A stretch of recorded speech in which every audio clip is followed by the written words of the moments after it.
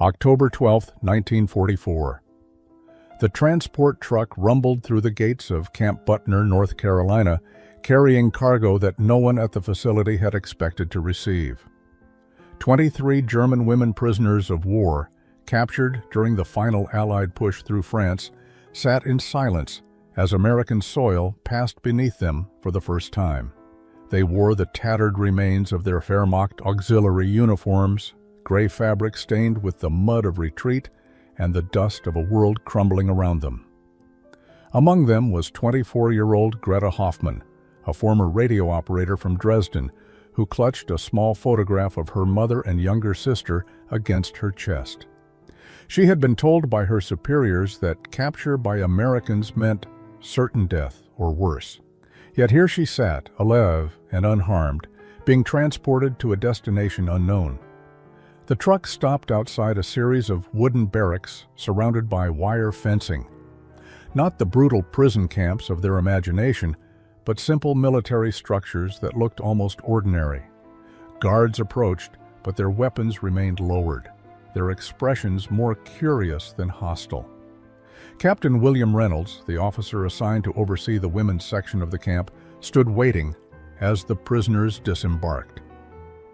He had served in the Pacific before being reassigned to this unusual duty, and the sight of female enemy combatants was something entirely new in his experience. These were not the hardened soldiers he had encountered in battle. They were young women, some barely out of their teens, looking exhausted and frightened despite their attempts to maintain military bearing.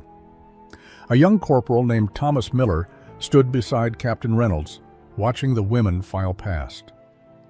Miller was only 21 himself, a farm boy from Georgia who had grown up during the Depression and knew what hunger looked like in a person's eyes. He saw it now in these German women, saw the way they moved with the careful economy of people who had learned not to waste energy on unnecessary movement.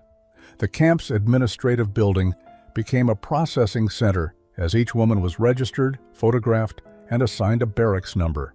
Greta watched as her fellow prisoners answered questions through a translator, a middle-aged German-American woman named Mrs. Elizabeth Schneider, who had volunteered her services to the military.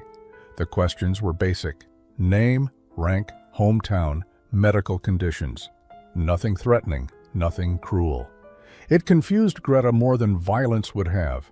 Throughout her service, she had been taught that Americans were barbaric, that their soldiers showed no mercy, that their country was a place of chaos and cruelty. Yet everything she had witnessed since her capture contradicted these teachings.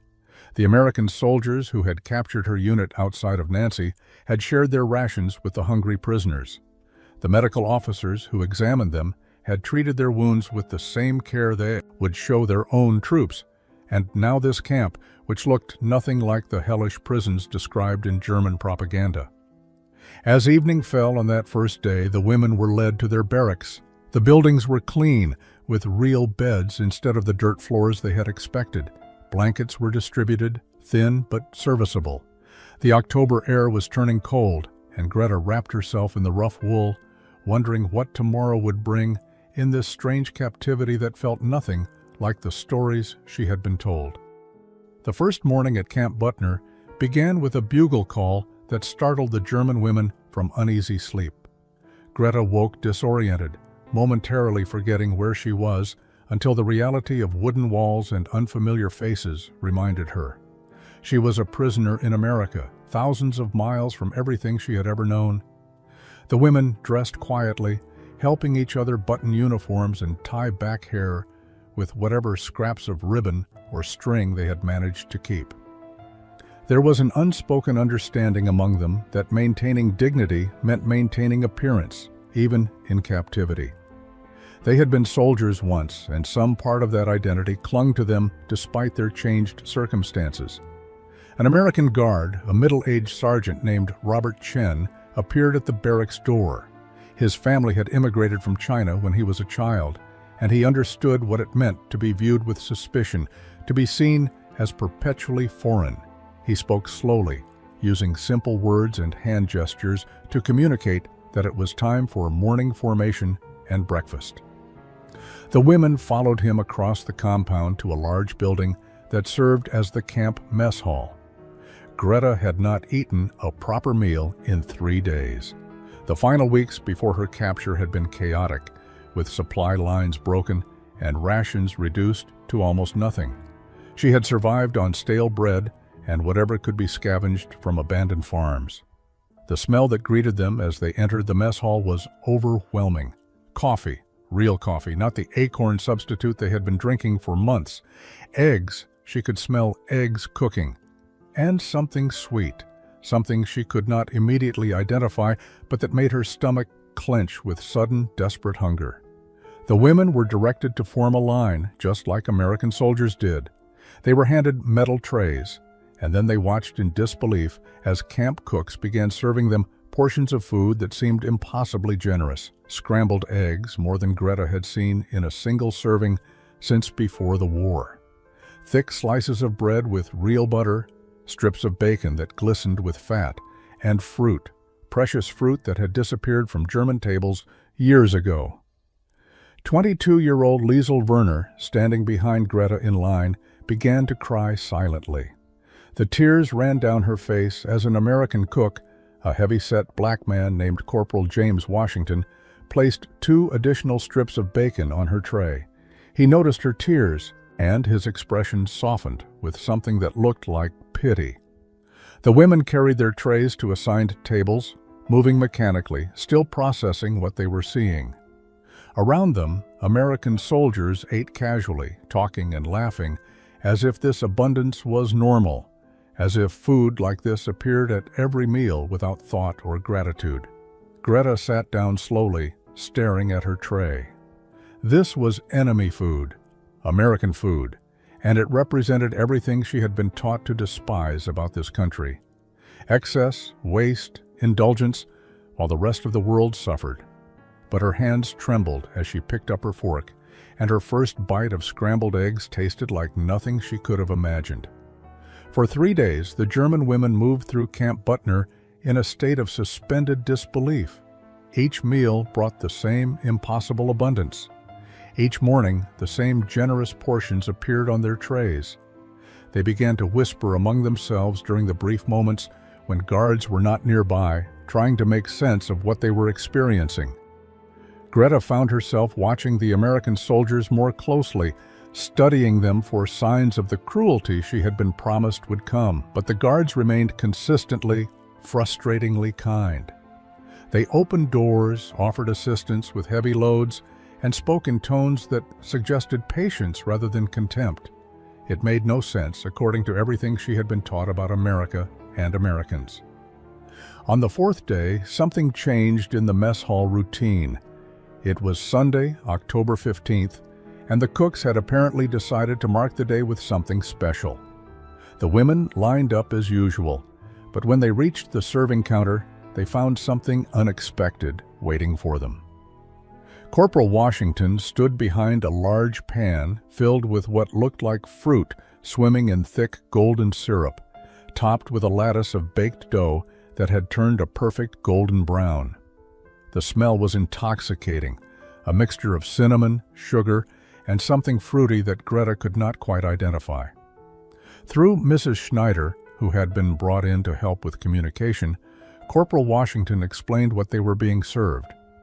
"This here is peach cobbler," he said with obvious pride in his voice. "Made it myself this morning with peaches from Georgia. Figured you ladies might like something sweet after all you've been through." The translation hung in the air like an impossible promise. Peaches. Real peaches, not the ersatz fruit preserves that had been Germany's wartime substitute, but actual peaches baked into a dessert that required butter, sugar, flour, and all the resources that Germany had been desperately rationing for years. Each woman received a generous portion, the warm cobbler steaming slightly as it was spooned onto small plates.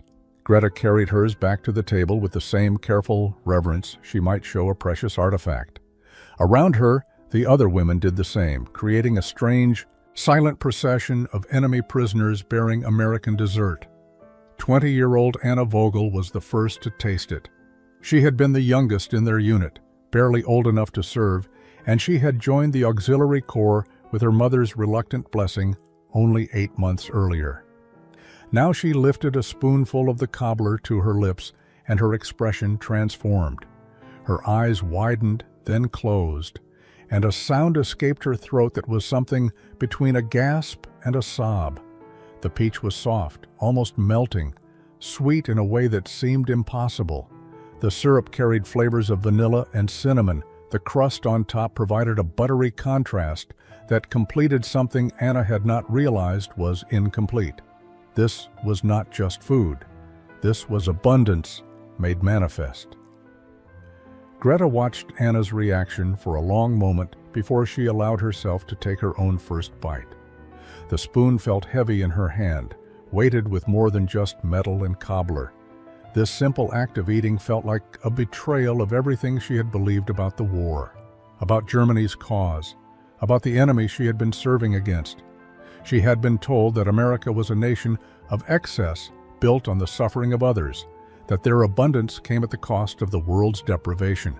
But how could that explanation account for this moment, for the fact that their captors were sharing this abundance with prisoners, with enemies, with women who had worked to help kill American soldiers? The peach cobbler touched her tongue, and every rational thought vanished. The sweetness was almost shocking in its intensity. Real sugar, not the saccharine substitute that had characterized every German dessert for the past 3 years. The peaches were tender and full of flavor that tasted like summer itself, like orchards and sunshine, and a world where fruit grew so abundantly that it could be baked into desserts for prisoners. Greta had not cried since her capture. She had maintained her composure through the chaos of retreat, through the terror of surrender, through the uncertainty of transport to this American camp. But now, with the taste of peach cobbler on her tongue, tears began to roll down her face. She was not alone. Around the mess hall, the German women sat in various states of emotional breakdown. Some cried openly like Greta. Others sat frozen with spoons halfway to their mouths, unable to process what they were experiencing. A few ate mechanically, as if the simple act of consuming the dessert might help them understand it. Liesel Werner set her spoon down with a clatter that drew attention from nearby tables. "This is propaganda," she said in German, her voice tight with something that sounded like anger but might have been fear. "They are trying to confuse us, to make us forget who we are and what we are fighting for. This is a trick." But even as she spoke, her eyes remained fixed on the remaining cobbler on her plate, and her hand trembled with the obvious desire to take another bite despite her words. Mrs. Schneider, the translator, had been watching the women's reactions with an expression that mixed sympathy and sadness. She approached their table slowly, as if approaching frightened animals. "It is not a trick," she said softly in German. "This is simply how Americans eat. This is normal here. They do not understand that what is ordinary to them is impossible to you." Her words created a new kind of silence. If this was normal, if American soldiers ate like this regularly, then what did that mean about everything they had been told? Germany had been at war for 5 years, had sacrificed everything for the cause, had accepted starvation and deprivation as the price of victory. And here was America feeding even its prisoners with a casual abundance that suggested resources beyond imagination. That night in the barracks, the women could talk of nothing but the peach cobbler. They lay in their beds speaking in hushed German, as if afraid that even discussing the experience might somehow take it away, or reveal it as the illusion some of them still insisted it must be. Greta found herself replaying every moment of the meal, analyzing it for meaning, for hidden messages, for anything that might explain why their captors would waste such precious resources on enemy prisoners. "My mother has not tasted real sugar in 2 years, Anna said quietly from the bunk next to Greta's. "My little brothers do not even remember what fresh fruit tastes like. And we, prisoners, enemies, we ate peaches baked with butter and sugar as if it meant nothing." The unfairness of it hung in the air. They had served Germany faithfully, had believed they were defending their homeland against nations that wished to destroy them. Yet Germany had given them increasingly meager rations while asking for greater sacrifice. America, their supposed enemy, fed them better than their own country had in years. It is because they have so much that they can afford to waste it even on us, Liesel offered, still trying to maintain the framework of explanation they had been given. They are rich from exploiting others. That is what we were taught. This proves nothing except their excess. But her argument sounded hollow even to her own ears. There was a difference between excess and kindness, between waste and generosity. The American soldiers had not thrown food at them or forced them to grovel for it. They had served them the same portions they served their own men, had treated the act of feeding prisoners as if it were simply the obvious thing to do. Greta thought about Corporal Washington, the cook who had made the cobbler. He had smiled when he served them, had seemed genuinely pleased to offer them something special. There had been no cruelty in his expression, no superiority, just the satisfaction of someone sharing food they had prepared with care. It reminded her of her own father, a baker in Dresden, who had taken the same pride in his work. Before the war had reduced him to stretching flour with sawdust and calling it bread. Over the following days, the meals continued to arrive with the same impossible regularity. Breakfast brought oatmeal with brown sugar and raisins. Lunch included sandwiches made with real meat and fresh vegetables. Dinner featured roasted chicken, mashed potatoes with gravy, green beans seasoned with bacon. And there was always bread, soft white bread or cornbread or biscuits, always with butter, always in quantities that seemed designed to demonstrate that scarcity was a choice rather than an inevitability. The women began to gain weight, their faces filling out, their movements becoming less careful and conserved. Their bodies responded to the nutrition even as their minds struggled to process the implications. They were becoming healthier as prisoners than they had been as free women serving their own country. The cognitive dissonance created a strange atmosphere in the barracks. Some women, like Liesel, retreated into denial and insisted that this was all part of some elaborate American plot. Others, like Anna, began to openly question everything they had been told about the war. Corporal James Washington had been cooking in the Army for 3 years, ever since he enlisted in 1941 from his home in rural Georgia. He was 34 years old, had grown up picking peaches in his father's small orchard, and understood food not just as sustenance, but as a language of care that transcended words.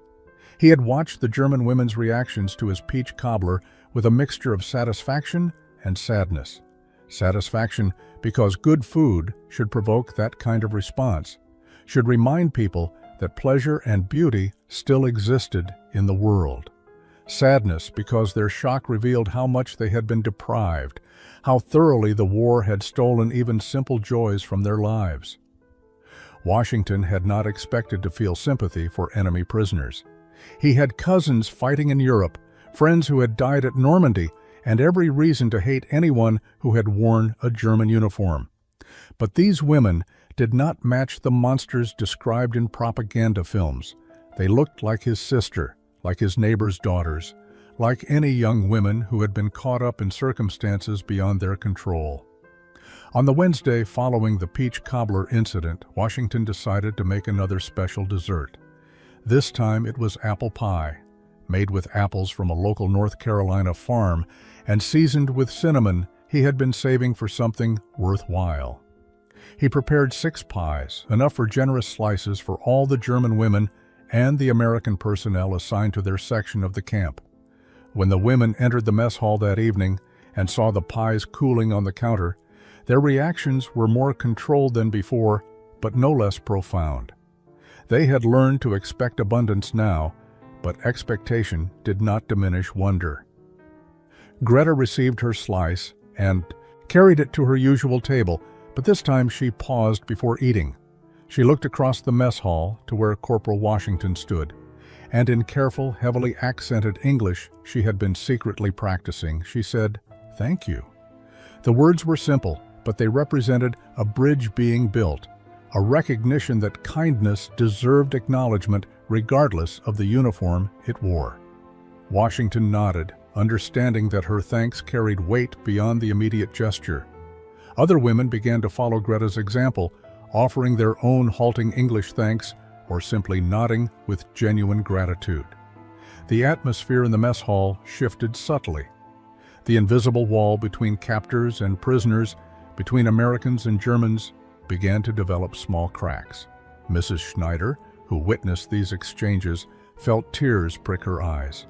She had left Germany in 1933, had watched from America as her homeland descended into madness, and had volunteered to help with prisoners, hoping she might serve as some kind of bridge between the two worlds she inhabited. These small moments of connection felt like the first steps towards something she had thought might be impossible: reconciliation. That evening, Washington received permission from Captain Reynolds to speak briefly with some of the German women through Mrs. Schneider's translation. He wanted to explain something that had been on his mind since their arrival. Through Mrs. Schneider's careful translation, Corporal Washington addressed a small group of German women who had gathered after the evening meal. Greta, Anna, and Liesel were among them, along with several others who had shown curiosity about the man who kept producing impossible desserts from the camp kitchen. "I wanted you to understand something," Washington began, his voice gentle but firm. "The food I make for you, it is not special prison food. It is not propaganda or tricks. This is how we eat in America. My family back in Georgia, they eat like this. Poor families, not rich people. This is normal for us." Mrs. Schneider translated, and the women's faces showed their struggle to accept this reality. If this was normal, if even poor Americans ate with such abundance, then what did that say about the war Germany had been fighting, about the sacrifices they had been told were necessary for survival? Washington continued, "I grew up during hard times. The Depression, we call it. I know what it is like to be hungry, to stretch one chicken across 3 meals for a family of 7. But even then, even in the hardest times, America had food. The land is rich here. We grow more than we can eat. That is not evil. That is just the truth." Greta listened to the translation and felt something fundamental shifting inside her understanding of the world. She thought about her father's bakery in Dresden, about how Germany had always struggled to feed itself even before the war, how the Nazis had promised that conquest would bring the living space and resources Germany needed to thrive. But what if the problem was not lack of space or resources? What if the problem was something else entirely? Something she had never been allowed to question. Anna raised her hand tentatively, as if she were back in school. Through Mrs. Schneider, she asked, "Why do you share it with us? We are your enemies. We work to help kill American soldiers. Why waste this food on us?" Washington was quiet for a long moment before answering. "My grandmother was a slave," he said finally. "She was freed when she was 15 years old. She told me stories about being hungry, about watching food being thrown away while she starved, about being treated as less than human. She taught me that the measure of a person or a country is how they treat people who have no power, no ability to demand better treatment." He paused, making sure Mrs. Schneider had time to translate fully. "You are prisoners. You cannot fight back, cannot demand anything, cannot protect yourselves. If we treat you badly, it says nothing about you. It says everything about us. America is not perfect. We have many problems, but we try to believe that every person has dignity. Even enemies, maybe especially enemies, because that is when it matters most." The women sat in silence after the translation finished. These were not the words of a propaganda officer or a military commander. This was a black man from Georgia, from the American South, where racism was well known even in Germany, telling them about his grandmother's enslavement and his country's ideals in the same breath. The weeks following Corporal Washington's conversation brought subtle but profound changes to the dynamic at Camp Butner. The German women began attempting more English phrases, hesitant at first, but growing bolder with each successful communication. The American guards responded with patience, correcting pronunciation gently and praising effort enthusiastically. Greta found herself volunteering for kitchen duties, ostensibly to contribute to the camp's operation, but truthfully because she wanted to understand how food could appear with such reliable abundance. She watched as supplies arrived by truck every few days, noted how the storage rooms stayed consistently stocked, observed the casual way American soldiers treated resources that would have been precious treasures in Germany. One afternoon in early November, while helping to peel potatoes, Greta worked alongside a young private named David Brenner, whose family had emigrated from Germany in the 1920s. His German was rusty but functional, and he served as an informal translator when Mrs. Schneider was not available. "You seem surprised by everything in the kitchen," Brenner observed in German as they worked. "What did you expect to find here?" Greta considered her answer carefully. "We were told that America was weak, that you were soft and divided, that your soldiers had no discipline or courage. We were told your country was failing, that your people were starving because of your corrupt system." Brenner laughed, not unkindly. "And now? Now I do not know what to believe," Greta admitted. "Everything I see contradicts everything I was taught. Either you are all excellent actors performing an elaborate deception, or we were lied to about fundamental truths." The private set down his peeling knife and looked at her seriously. "My parents left Germany because they saw what was coming. They saw the hatred growing, the lies being told, the way truth was being twisted to serve power. They tried to warn family members to leave, but most did not believe them. Most thought Germany was finally becoming strong again after the humiliation of the last war." He paused, choosing his next words carefully. "Greta, I am going to tell you something that you will not want to hear, but you need to understand it. Germany did not lose this war because America was stronger or because you were betrayed. Germany lost because you were fighting for something evil, something that required constant lies to maintain, something that could only survive by controlling what people were allowed to know and think." The words hit Greta like physical blows, but she did not argue. She had been thinking similar thoughts in the quiet hours of night, had been unable to reconcile the America she had been promised with the America she was experiencing. In the barracks that evening, Greta shared her conversation with Anna and several other women who had become her closest companions in captivity. They gathered in a corner where they could speak quietly, away from Liesel and the few others who still clung desperately to their previous beliefs. November 23, 1944, arrived with cold rain that turned the camp's paths to mud.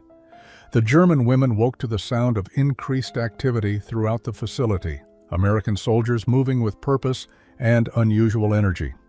Captain Reynolds had announced the previous day that Thursday would be Thanksgiving, an American holiday the German women knew nothing about. Through Mrs. Schneider, the tradition had been explained. A day of gratitude, of gathering, of feasting, to give thanks for blessings received. It seemed almost obscene to the German women that America, already so abundant, would dedicate an entire day to celebrating having more than enough. The mess hall had been decorated with paper turkeys and autumn leaves cut from colored paper. Long tables had been arranged differently than usual, with American soldiers and German prisoners assigned to sit together rather than in their usual separated sections. The change was deliberate, Captain Reynolds explained, because Thanksgiving was about community and shared humanity. When the food began arriving from the kitchen, the German women experienced a new level of disbelief. Whole roasted turkeys, golden brown and glistening with fat. Mashed potatoes in quantities that could have fed a German regiment. Stuffing made with bread, herbs, and butter. Sweet potatoes topped with marshmallows, a combination so strange and sweet it seemed almost insane. Green bean casserole with crispy onions on top. Cranberry sauce that wobbled perfectly on serving spoons. And pies. So many pies. Pumpkin, apple, pecan, each one a masterpiece of American plenty. Greta sat between Private Brenner and Anna, staring at her plate which held more food than she typically ate in an entire day.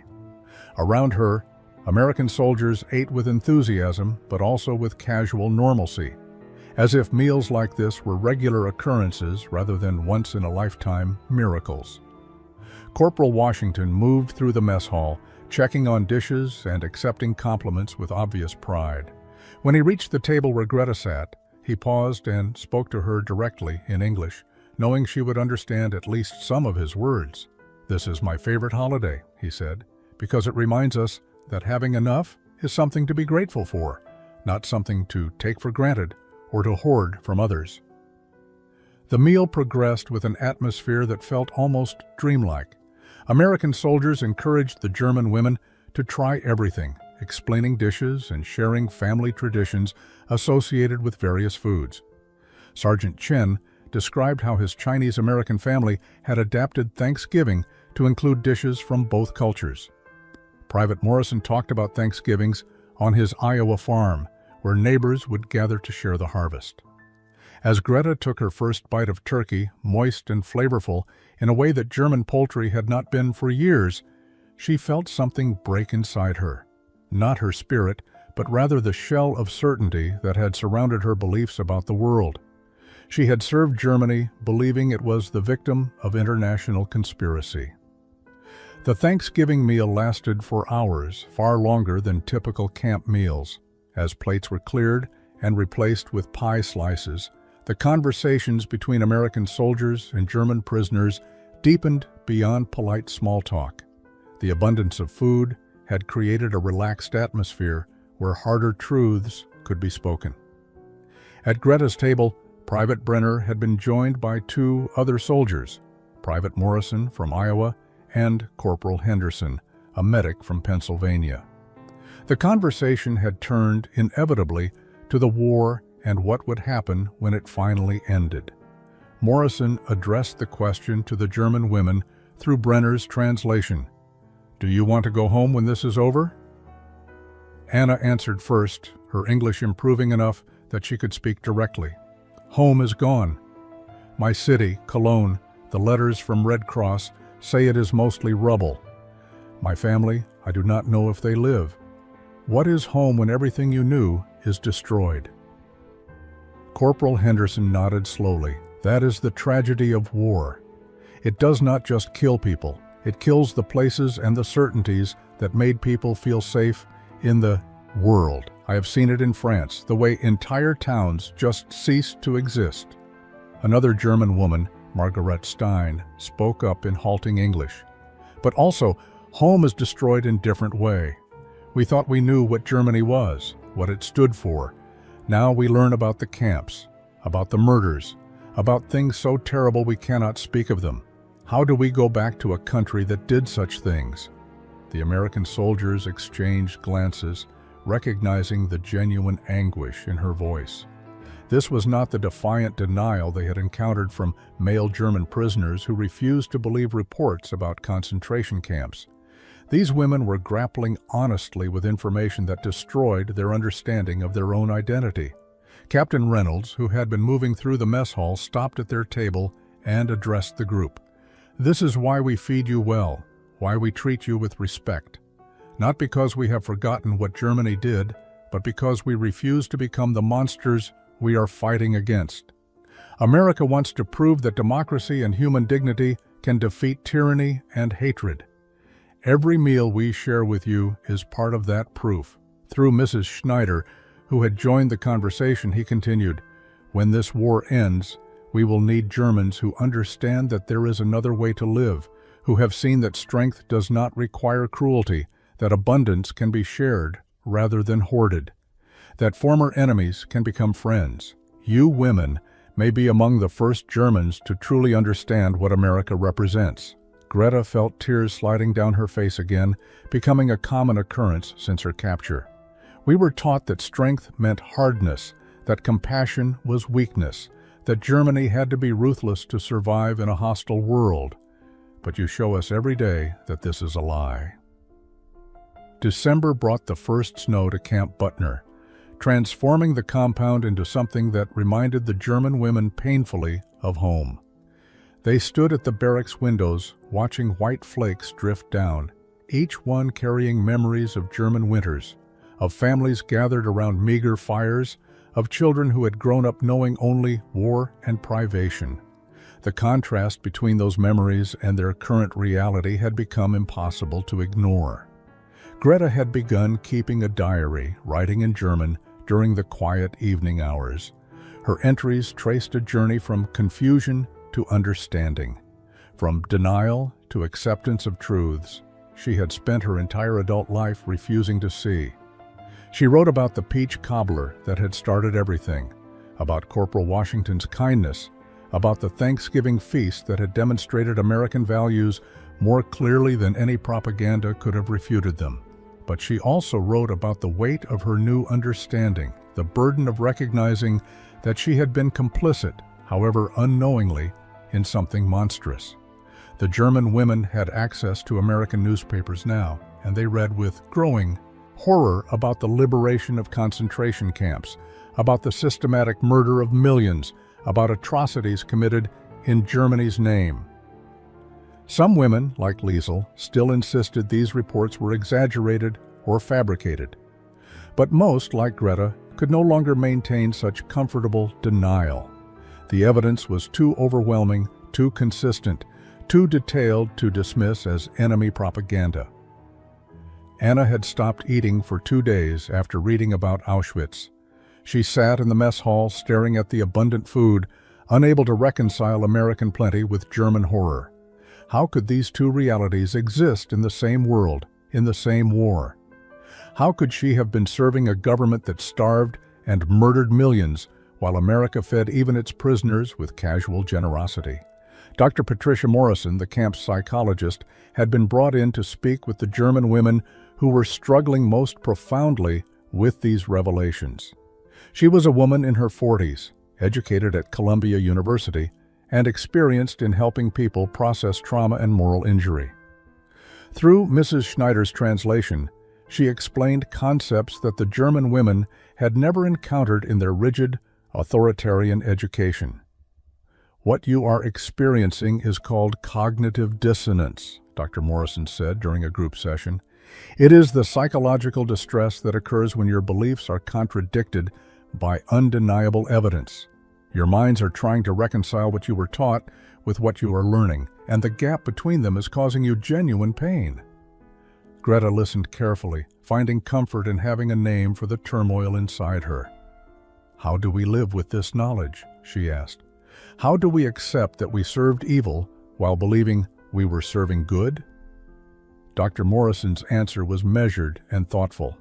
You start by recognizing that you were victims of a massive deception, even as you acknowledge that you bear some responsibility for not questioning more deeply. You were taught not to think critically, not to ask difficult questions, not to trust your own moral instincts. That was not an accident. Totalitarian systems require people to surrender their individual judgment. She paused, letting Mrs. Schneider translate fully before continuing. The camp administration had established a letter-writing program allowing the German women to attempt contact with family members through the International Red Cross. Greta sat at a table in the common room, blank paper before her, trying to find words that could bridge the impossible distance between her old life and her current reality. How could she explain to her mother and sister, if they still lived, what she had learned in American captivity? Around her, other women struggled with the same impossible task. Anna had written and discarded 5 drafts, each one failing to capture the complexity of what she needed to say. Margaret had given up entirely, sitting with her head in her hands, unable to face the prospect of explaining herself to family members who might still believe the lies she had finally seen through.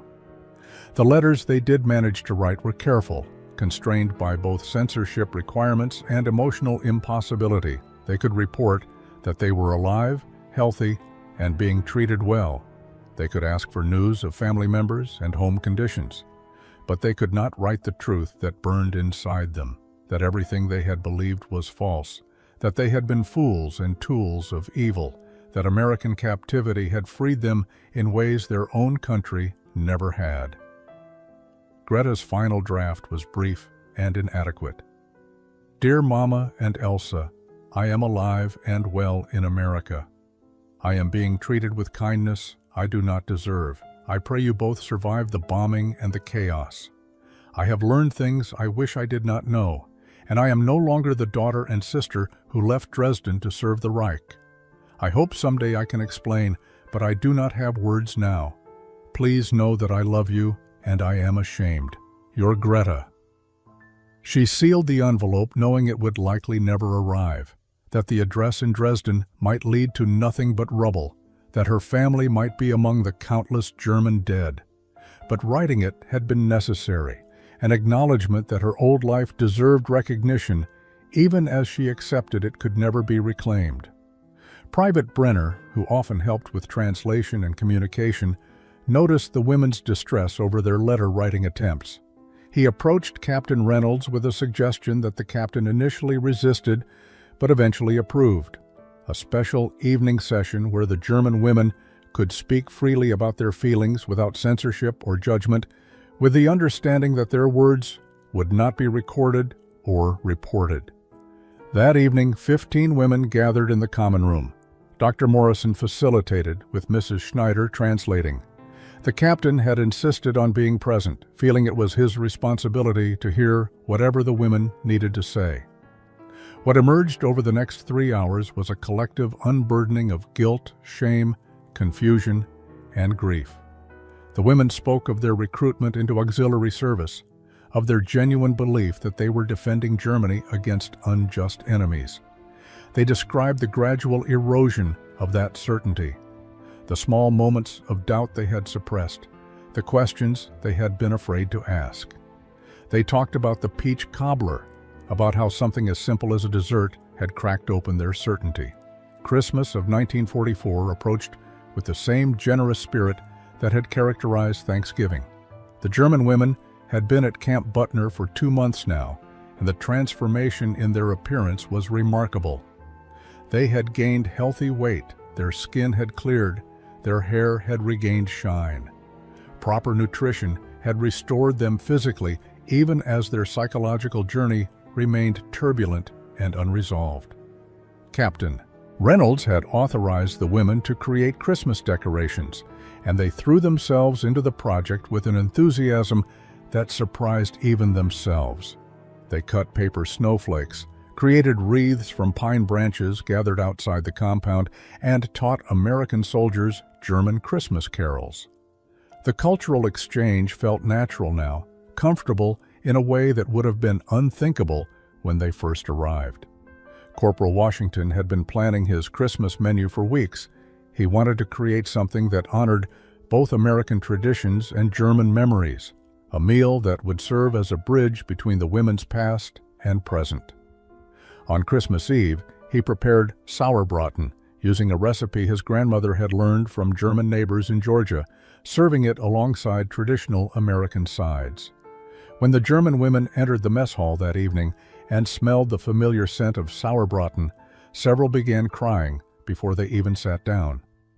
It was a gesture of recognition, an acknowledgement that their culture and memories had value even though their country had committed atrocities. Washington had somehow understood that they needed this reminder that being German was not the same as being Nazi, that their heritage contained beauty and worth despite recent history. Greta found Washington after the meal and spoke to him in her much improved English. "Thank you for remembering we are human, that we had lives and families and traditions before all of this. Thank you for not making us forget who we were, even as we learn to become different." Washington nodded, understanding the depth of what she was trying to express. "My grandmother used to say that healing requires remembering the good, along with acknowledging the bad. You cannot build a new self on nothing but shame and denial. You have to know what is worth keeping from your past, even as you reject what was evil." The Christmas celebration continued into the evening with singing, both German and American songs. Private Morrison played harmonica, while Sergeant Chen attempted to teach everyone a Chinese folk song his mother had taught him. The mess hall became a space where different cultures met not in conflict but in recognition of shared humanity. But the comfort of the evening could not completely erase the questions that haunted the women. News from Europe continued to worsen. The Battle of the Bulge had begun, Germany's last desperate offensive, and reports indicated massive casualties on both sides. The women worried about brothers, fathers, cousins who might be dying in the snow while they sat in warm American barracks eating generous meals. Margaret expressed what many felt during a quiet moment after the celebration. January 1945 brought bitter cold and deep introspection. The German women had now been in American captivity for 3 months, long enough that their previous lives had begun to feel distant and dreamlike. The routines of Camp Büttner had become familiar, almost comfortable, and that familiarity itself created new anxieties. Were they betraying their country by adapting so easily to captivity, or had their country betrayed them long before capture? Greta had been assigned to work in the camp's administrative office, where her improving English and natural organizational skills made her valuable. She processed reports, filed documents, and inevitably saw information about the war's progress. Germany was collapsing. The Reich that had promised 1,000 years would barely last 12. The Soviet advance from the east was brutal and unstoppable. American and British forces pressed from the west. The cities she had known were being reduced to rubble. One afternoon, while organizing files, Greta discovered a folder containing photographs from newly liberated concentration camps. She knew she should not look, that these images were not meant for her eyes, but she could not stop herself. The photographs showed horrors beyond imagination: skeletal bodies stacked like cordwood, mass graves filled with thousands of victims, survivors who looked more like ghosts than living humans. These were not enemy propaganda or exaggerations. These were official American military photographs, documented evidence of what Germany had done. Greta sat at the desk staring at the images until Captain Reynolds found her 20 minutes later. He saw what she was looking at, and his expression shifted from concern to something like compassion. He did not reprimand her for accessing files she should not have seen. Instead, he sat down across from her and spoke quietly. "This is what your country did, not what you personally did, but what the government you served committed in your name. You need to understand the full truth of it, the food we give you, the kindness we show. It is not because we have forgotten or forgiven these crimes. It is because we refuse to become like those who committed them." Greta looked up at him with tears streaming down her face. "How can you stand to be kind to us? How can you feed us and treat us well when you know what our country did? We do not deserve your mercy." Reynolds was quiet for a long moment before answering. "Maybe you do not. Maybe none of us deserve mercy for the things our countries do. But America was founded on certain principles, and one of them is that every individual has dignity regardless of what their government does. You did not build these camps. You did not murder these people. You were a radio operator who believed she was defending her homeland. Should we punish you for crimes you did not commit?" "But I served the system that committed them," Greta said. "I wore the uniform. I followed orders. I believed the lies." "Yes," Reynolds agreed. "And now you know the truth, and you have to decide what you do with that knowledge." February brought the first serious discussions about the future. The war in Europe was clearly entering its final phase, and questions about repatriation had to be addressed. The War Department had sent guidelines for processing German prisoners for return to their homeland, but the situation with the women at Camp Büttner remained complicated by their unique circumstances and obvious transformation. Captain Reynolds called a general assembly to discuss options with the women. Through Mrs. Schneider's translation, he explained that they would eventually be repatriated to Germany, but the timeline remained uncertain given the chaos in occupied territories. More importantly, he wanted to prepare them for what they would face upon return. "You have been here for 4 months," he said, "living in conditions very different from what you knew in Germany, and very different from what exists there now. You have had access to information about what your government did, and you have had time to process that information in relative safety. When you return, you will find a country that has been defeated and occupied, where food is scarce, where millions are displaced, and where denial and blame will be widespread. Anna raised her hand tentatively. Captain, what if some of us do not wish to return immediately? The question hung in the air, unexpected but not entirely surprising. Reynolds looked at her carefully before responding. Legally, you are prisoners of war. The Geneva Convention requires your repatriation once hostilities cease. I do not have authority to simply allow you to remain in the United States permanently. But hypothetically, Greta interjected in English, her confidence growing, if someone wished to immigrate to America properly, through legal channels after the war ends, would that be possible? Reynolds paused, considering his words carefully. The immigration system is complex, and I cannot make promises about what might be possible in the future. But I can say that America has historically been a nation of immigrants, and that people who demonstrate genuine commitment to democratic values and honest accounting of past wrongs might find opportunities here eventually. The conversation continued for over an hour, with various women expressing different feelings about their futures. Some, like Liesel, insisted they wanted to return to Germany immediately to help rebuild. Others, like Anna and Greta, admitted they felt increasingly disconnected from the country of their birth and drawn to the values they had encountered in America. Margaret spoke for several women when she said, through translation, I do not know where I belong anymore. I am German, but Germany as I understood it no longer exists. Maybe it never existed except in propaganda and lies. Here in America, I have discovered parts of myself I did not know were there. I have learned to think critically, to question authority, to value individual dignity. Can I take those lessons back to Germany, or will returning erase everything I have learned? April brought spring flowers and devastating news. Hitler was dead, Berlin had fallen, and Germany's unconditional surrender was imminent.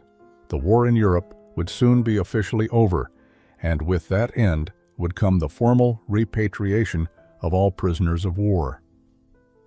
Captain Reynolds received orders to begin preparing the German women for their return. The announcement was scheduled for May 8th, Victory in Europe Day.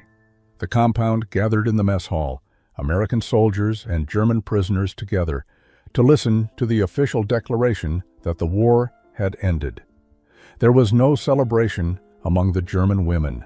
They sat quietly, faces reflecting the complex emotions of people whose country had been utterly defeated, whose beliefs had been shattered, whose futures remained uncertain. After the official announcement, Captain Reynolds addressed the specific situation of the women prisoners. You will be repatriated to Germany through displaced persons camps in Europe. Transportation will be arranged within the next 4 to 6 weeks. You will receive documentation of your prisoner status and treatment, which should help with your processing. He paused, his expression showing genuine emotion. I want you to know that watching your transformation over these past 6 months has been one of the most meaningful experiences of my military career. You came here as enemies. You leave as friends, as examples of humanity's capacity for growth and change. Greta stood, her legs shaking but her voice steady. She spoke in English, her words carefully chosen. Captain Reynolds, Corporal Washington, all of the American soldiers who have shown us kindness we did not deserve. We came here expecting cruelty and found compassion. We came here believing lies and found truth. We came here as Nazis and discovered we could become something better. Whatever happens to us in Germany, we will carry these lessons with us. We will tell people what we learned, how we were treated, what America truly represents. That evening, the German women gathered in their barracks for a difficult conversation. The question that had been building for months could no longer be avoided. Did they want to return to Germany? Could they return knowing what they now knew, feeling what they now felt? Anna spoke first. I have no family left. My parents died in the bombing of Cologne. I have nothing to return to except rubble and strangers. Here, I have learned English, made friends, discovered work I find meaningful. Why should I choose devastation over possibility?" Other women nodded in agreement, but Margaret offered a different perspective. "If all the Germans who learned these lessons, who understand what went wrong, who know there is a better way, if we all stay in America, who will help rebuild Germany into something decent? Do we not have a responsibility to return, to try to teach what we have learned?" The decision divided the women in ways that reflected their deepest values and fears. Over the following weeks, as repatriation, procedures were organized, clear groups emerged. 14 women, including Greta and Anna, quietly approached Captain Reynolds with an unprecedented request. They wished to explore options for remaining in the United States, either through extended displaced person status or eventual immigration sponsorship. Their reasons varied, but shared common threads: lack of surviving family in Germany, fear of returning to a devastated homeland, and genuine transformation that made them feel more aligned with American values than German identity. 9 women, including Margaret, chose immediate repatriation despite knowing the hardships they would face. They spoke of duty to help rebuild, responsibility to family members who might still live, and a belief that Germany needed people who understood democracy and human rights to guide its reconstruction. They had been transformed by their American experience, but they would carry that transformation back to their homeland.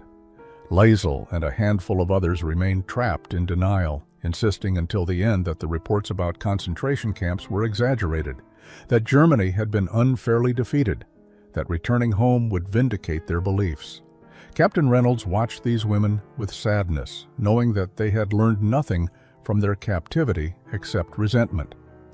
The camp administration worked to find sponsors for the women who wished to stay. Local families who had participated in the church outreach program stepped forward. The Henderson family offered to sponsor Greta, providing housing while she sought employment. Dr. Morrison arranged for Anna to continue work at the camp hospital with possibility of nursing school later.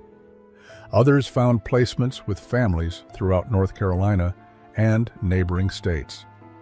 The process was complicated by legal uncertainties.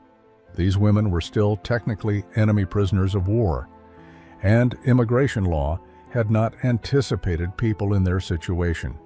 But the War Department, impressed by reports of their transformation and integration, agreed to reclassify them as displaced persons with provisional status. They would not be citizens immediately, but they would have the opportunity to build lives in America while pursuing naturalization through proper channels. On June 15, 1945, the day of departure arrived. The scene at Camp Butner was emotional and complex. The women who were leaving packed their few belongings, accepted care packages prepared by Corporal Washington, filled with food for their journey, and said goodbye to the Americans who had fundamentally changed their understanding of the world. Greta embraced Margaret, both women crying openly. "Tell them," Greta said in German. "Tell everyone in Germany what you learned here. Tell them that enemies can become friends, that strength does not require cruelty, that there is a better way to live." Margaret nodded.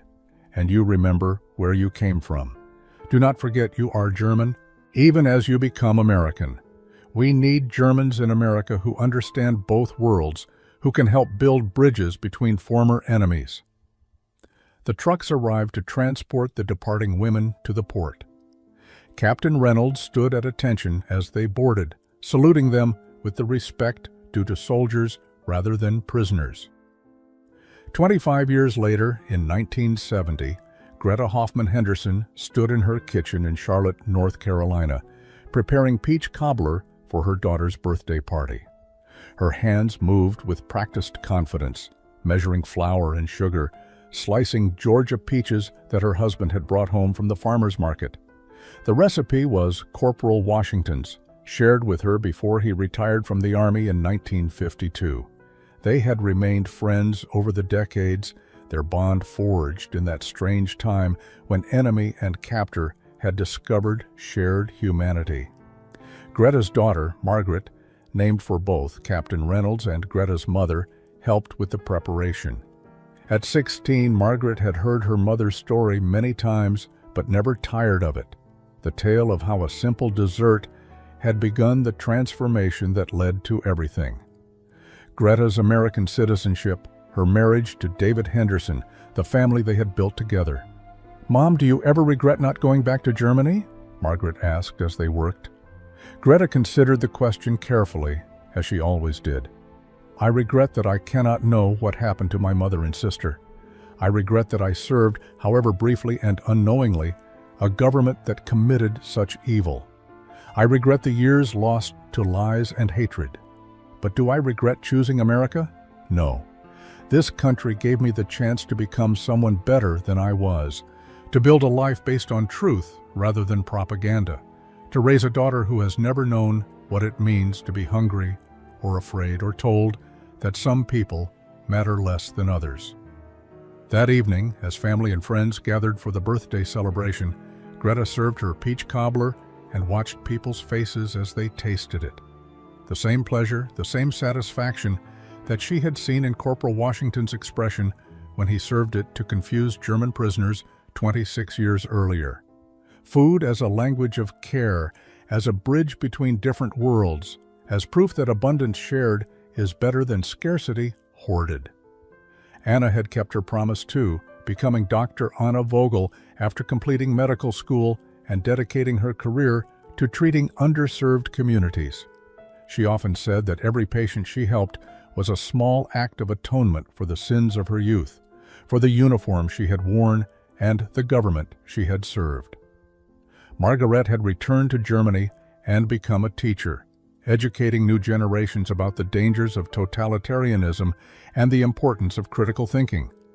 She corresponded regularly with Greta, their letters tracing the parallel paths of two women who had made different choices but shared the same. Transformation. The story of the German women prisoners who had been changed by American kindness, symbolized by something as simple as peach cobbler, became a footnote in history books. But for those who lived it, for the women who experienced that moment of cognitive dissonance when propaganda met reality, it remained the defining experience of their lives. It taught them that enemies are made, not born,